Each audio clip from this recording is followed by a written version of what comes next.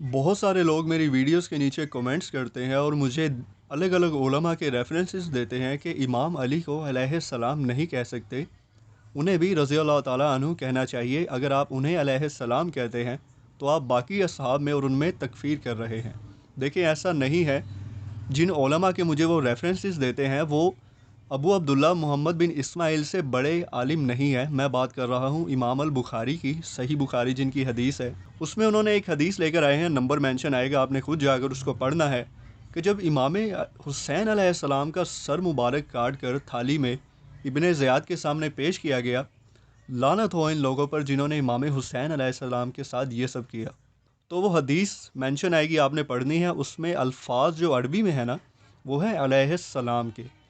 उर्दू में इनका बुग्ज बाहर आ गया तो इन्होंने रज़ी अल्लाह ताला अन्हु कर दिया। अगर इमाम हुसैन अलैहिस्सलाम को अलैहिस्सलाम कह सकते हैं तो उनके वालिद उनसे भी बेहतर हैं।